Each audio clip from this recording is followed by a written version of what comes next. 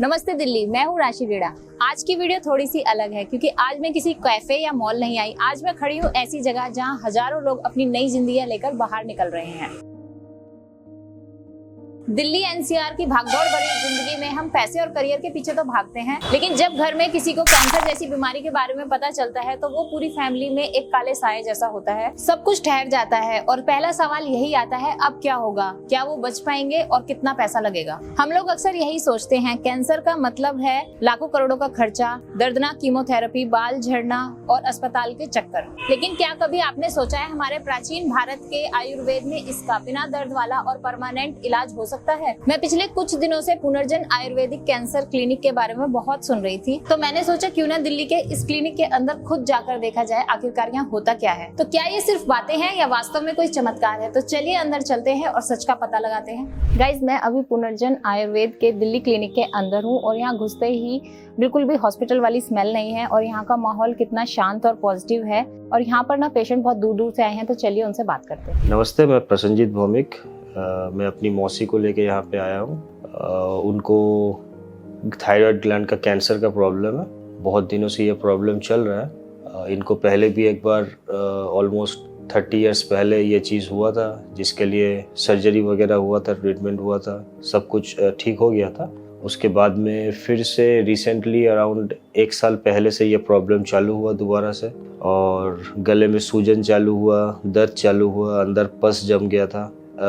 तो मेरी मौसी सर्जरी नहीं करवाना चाहती थी, जिसके वजह से हमें यहाँ पे आयुर्वेदिक ट्रीटमेंट में आना पड़ा। तो लास्ट ऑलमोस्ट 1 ईयर से यहाँ पे ट्रीटमेंट चल रहा है। बिना सर्जरी का जो डॉक्टर लिखे थे कि सर्जरी करना पड़ेगा और सर्जरी के बाद बहुत सारे प्रॉब्लम्स क्रिएट हो सकते हैं, तो वो सब चीज़ मेरी मौसी नहीं चाहती थी, जिसके वजह से हमें आयुर्वेदिक के ऊपर निर्भर होना पड़ा।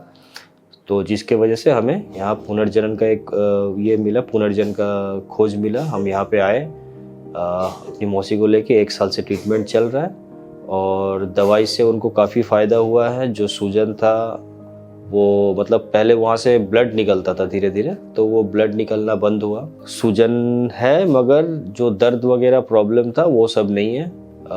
वो बात कर सकती है, अच्छे से काम धाम कर सकती है। हेलो डॉक्टर, जब हम कैंसर की बात करते हैं तो दिमाग में आता है बड़ा हॉस्पिटल और उसकी भारी मशीनें। तो आपके आयुर्वेद में कैसे काम करता है इसके लिए और इसका बेसिक साइंस और कॉन्सेप्ट क्या है? कैंसर जैसी जो बीमारी है, इसमें आयुर्वेद का जो कॉन्सेप्ट काम करता है उसको हम कहते हैं रसायन आयुर्वेदा। रसायन आयुर्वेद जो है वो शरीर में कैंसर की बीमारी से कैसे लड़ता है। एक्चुअली इसमें रस औषधि का प्रयोग किया जाता है।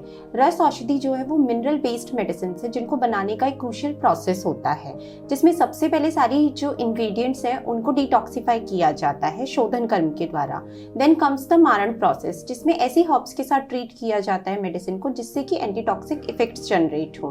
थर्ड वन इज भस्मीकरण, जिसमें सारे इंग्रेडिएंट्स को और जो रस औषधि है उनको जो है नैनो पार्टिकल्स में कन्वर्ट किया जाता है, जो कि बॉडी में इजीली एब्जॉर्ब हो जाती हैं और सेलुलर लेवल पर काम करती है।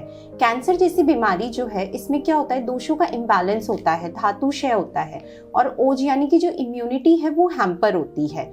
तो कैंसर में रस औषधि के द्वारा जो है ओज को, आयु को, बल को और धातु पोषण के द्वारा रीजनरेशन किया जाता है टिश्यूज का, जिससे कि कैंसर से लड़ा जाता है।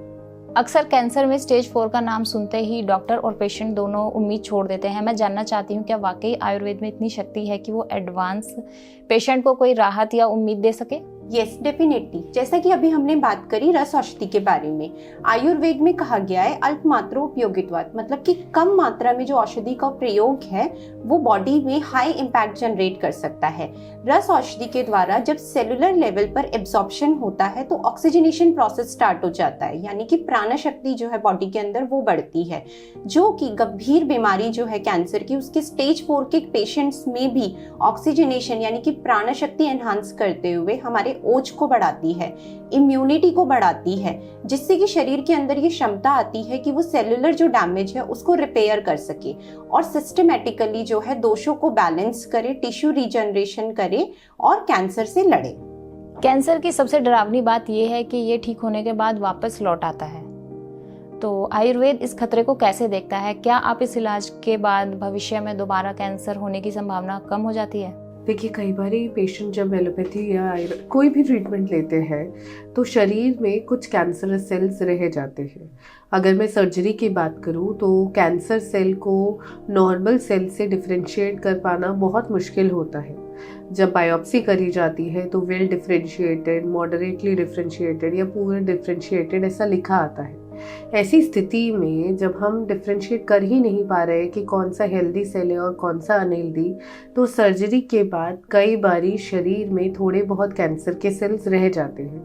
और अगर मैं सेल की बात करूं तो ये एक माइक्रोस्कोपिक यूनिट होता है जिसको माइक्रोस्कोप से 3264 टाइम्स मैग्नीफाई करके देखा जाता है।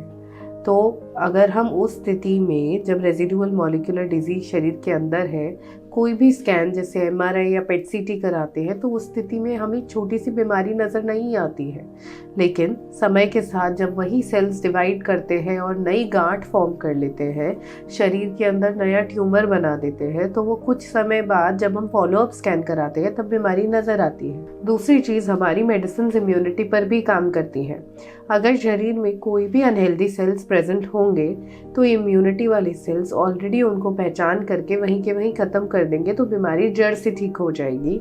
उस स्थिति में जो रेकरेंस होता है उसके चांसेस बिल्कुल ना के बराबर हो जाते हैं।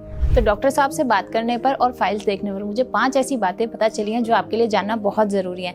ये मैं आपको किसी पॉइंट की तरह नहीं बता रही बल्कि अपने अनुभव के साथ आपके साथ शेयर कर रही हूँ। तो दोस्तों, यहाँ की मैंने रिपोर्ट्स देखी जहाँ पर डॉक्टर ने हार मान ली थी, लेकिन पुनर्जन्म की रसायन चिकित्सा ने उन पेशेंट्स को फिर से खड़ा कर दिया। स्टेज 4 कैंसर में भी जिस तरह के रिजल्ट्स देखने को मिल रहे हैं वो भी किसी मिरेकल से कम नहीं है। दूसरी बात, दर्द का नामो निशान नहीं। कैंसर का मतलब असहनीय दर्द समझते हैं लोग, लेकिन यहाँ कोई सर्जरी नहीं होती, टाँके नहीं लगते, बिल्कुल पेनलेस प्रोसीजर होता है, डरावनी मशीनें नहीं होती और एक नेचुरल तरीके से पेनलेस तरीका अपनाकर प्रोसेस होता है। तीसरी सबसे कमाल की चीज़ है कॉम्प्लीमेंट्री थेरेपी। अगर आप पहले कहीं से इलाज करा रहे हैं या कीमोथेरेपी ले रहे हैं तो आपको उसको छोड़ने की जरूरत नहीं है। आप पुनर्जन्म की दवाइयाँ इसके साथ ले सकते हैं। इससे कीमो के जो साइड इफेक्ट होते हैं जैसे कमजोरी, भूख न लगना, तो ये बहुत कम हो जाते हैं और इससे आपकी जल्दी रिकवरी हो जाती है। चौथी बात, जड़ पर वार। आयुर्वेद सिर्फ बीमारी को दबाता नहीं है, यहाँ की रसायन थेरेपी आपके खराब सेल्स को ठीक कर देती है और इम्यूनिटी को इतना बूस्ट कर देती है, ये कैंसर के वापस आने के चांस को लगभग खत्म कर देती है और बॉडी को अंदर से रिपेयर करती है। कैंसर का इलाज मतलब घर जमीन बिक जाना,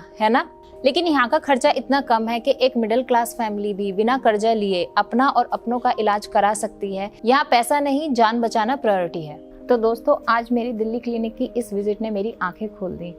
कैंसर का इलाज मुश्किल तो है पर नामुमकिन नहीं। इनका क्लिनिक दिल्ली के अलावा हैदराबाद, बेंगलुरु, अन्य कई शहरों में है। तो स्क्रीन पर जो आपको नंबर दिख रहा है उस पर आप अपनी रिपोर्ट्स को व्हाट्सएप कर सकते हैं। इनकी पूरी टीम आपको गाइड करेगी। याद रखिए, आपकी छोटी सी कोशिश किसी की दुनिया को उजड़ने से बचा सकती है। डरिए मत, लड़िए, खुश रहिए, स्वस्थ रहिए और मेरी वीडियो को ज्यादा से ज्यादा शेयर करिए। मैं हूँ राशि, मिलती हूँ आपसे नई वीडियो के साथ। नमस्ते।